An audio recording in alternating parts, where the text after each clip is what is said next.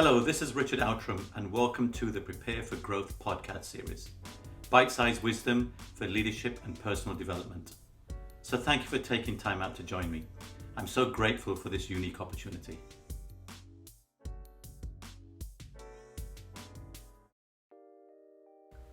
And this week's episode is moving from diversity statements to action and change.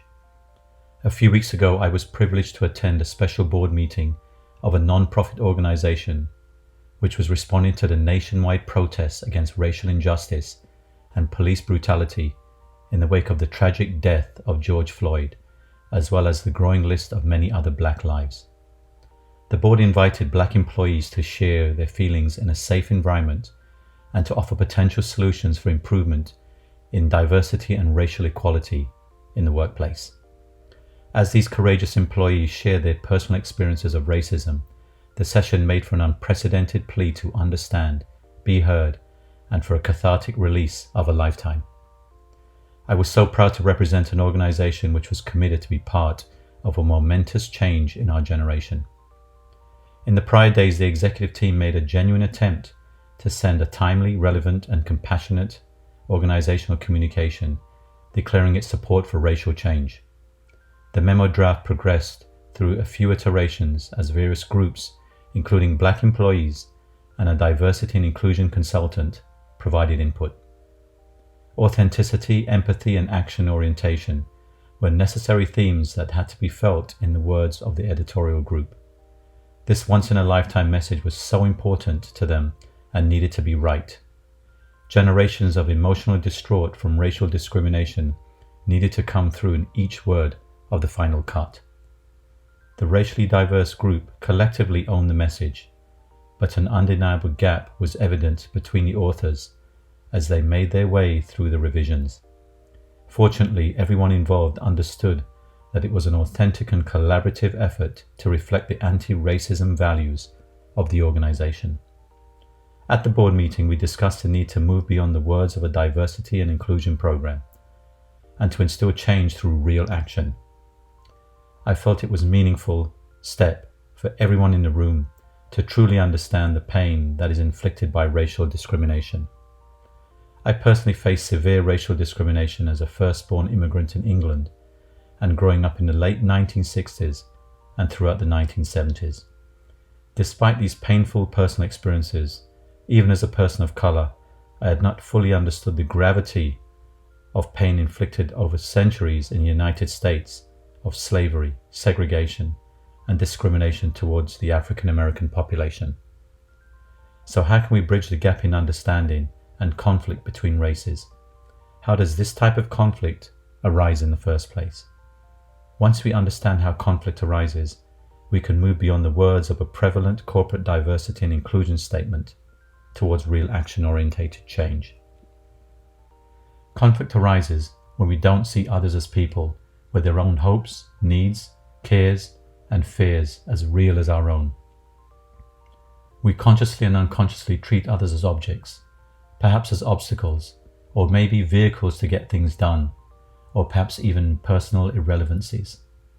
A vicious cycle of collusion between parties occurs in order to justify their respective behaviors and their way of being towards each other. When conflict is unresolved, this cycle of collusion naturally escalates until we truly understand how to quote-unquote get out of the box, wherein we treat others as objects and certainly not as equals. We do have choices.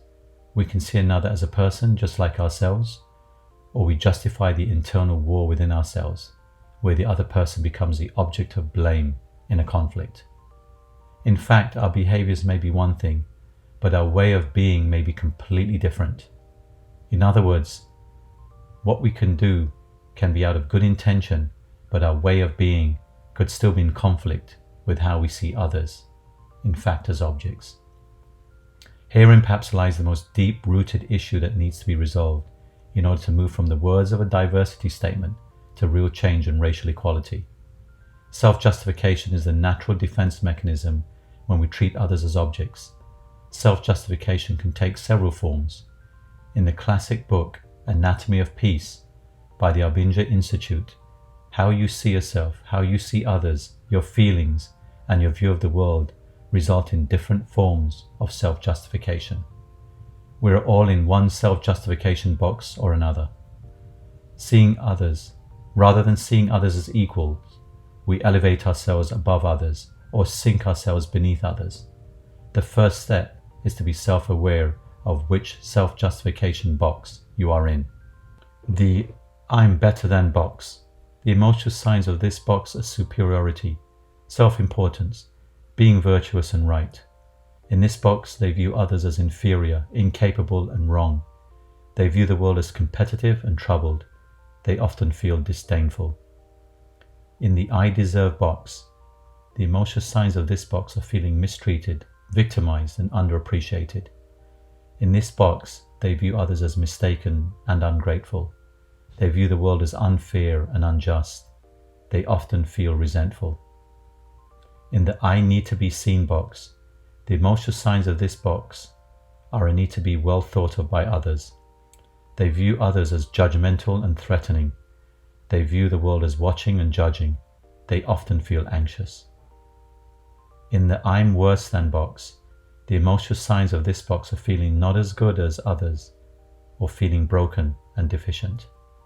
They view others as advantaged and privileged. They view the world as operating against me and ignoring me. They often feel helpless. When you are in any of these emotional boxes, you are not at peace. Conflict in your heart will arise, whether you may be aware or not.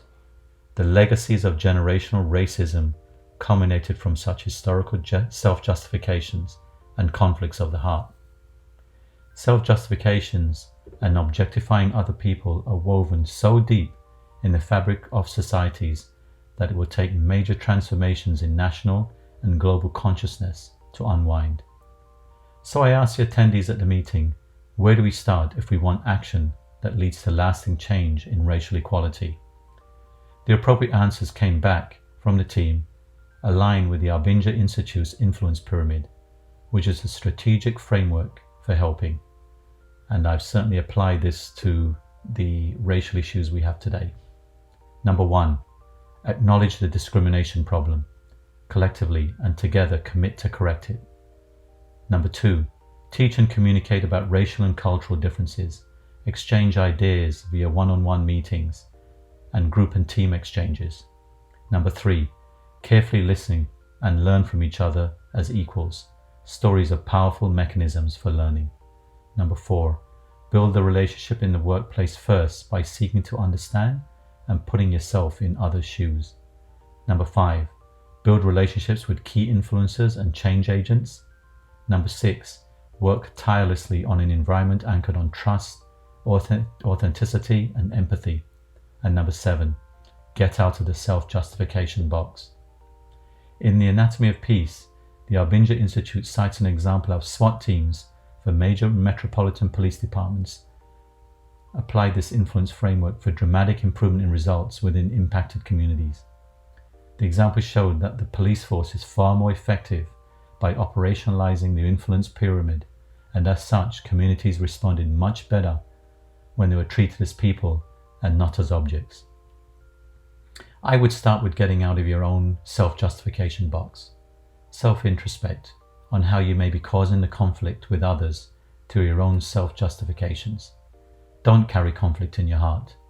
You can feel when you carry the heaviness. I sum up this podcast session with 3 enduring statements for leaders to effect enduring change in diversity and inclusion. Instead of trying to change some people to fit the organization, we must focus on transforming our organizations to fit all people. And that was through a Harvard Business Review article, Moving Beyond Diversity Towards Racial Equity by Ben Hecht. The second lifelong lesson came from my dear parents, which is to never judge others as lower than you, as they may have not been afforded the same opportunities. At the same time, you are as equal to anyone else in the world. See no color, as we all exist from the same source.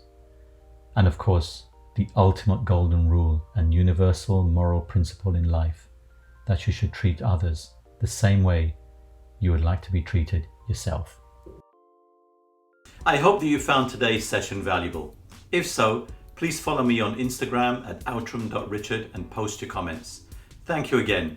Until the next podcast.